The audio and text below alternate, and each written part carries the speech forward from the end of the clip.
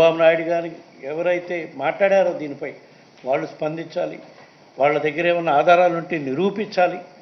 లేకపోతే తప్పకుండా దీనిపై డిఫామేషన్ కేసేసేదానికి అన్ని విధాల ఏర్పాట్లు చేస్తాం. ఇక్కడేదో మన హైకోర్టులోనో ఇంకో హైకోర్టులోనూ కాకుండా, ఎందుకంటే స్వామివారి భక్తులు ప్రపంచవ్యాప్తంగా ఉన్నారు కాబట్టి దీన్ని అవసరమైతే సుప్రీంకోర్టులో కూడా దీనిపై కేసేసే కార్యక్రమం చేస్తామని చెప్పి ఈ సందర్భంగా తెలియజేస్తున్నాం. ఇవే కాదు, ఇట్లా ఆరోపణ చేసేదానికి ఆలోచిస్తున్నారు. కానీ గత 5 సంవత్సరాల్లో మా ప్రభుత్వం చేసిన మెరుగైన కార్యక్రమాలు తిరుమల తిరుపతి దేవస్థానంలో ఎన్నో ఉన్నాయి.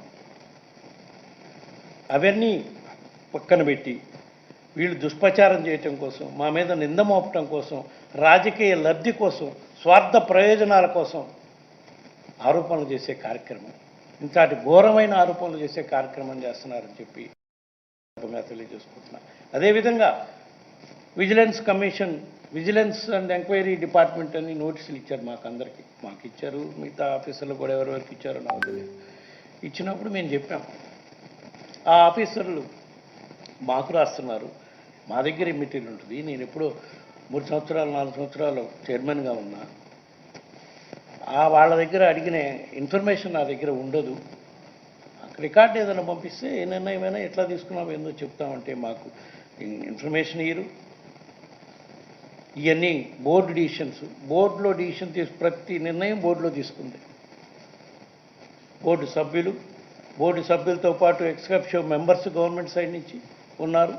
అన్నీ తీసుకున్నాం, అన్ని నిర్ణయాలు తీసుకోవడం జరిగింది. ఇంప్లిమెంట్ చేసే ఆఫీసర్లు వాళ్ళ ప్రేమను ఏమి లేకుండా పేపర్లో వస్తుంది. నిన్నో మొన్నో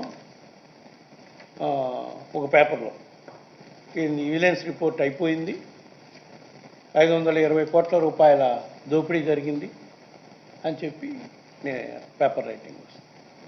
సో ఏ స్థాయిలో దుష్ప్రచారం చేసే కార్యక్రమం చేస్తున్నారంటే చూడండి. దాని మీద కూడా ఈరోజు కోర్టుకు వెళ్తున్నాం. సో వీటన్నిటిపై నిగ్గు తేల్చే కార్యక్రమం చేస్తాం.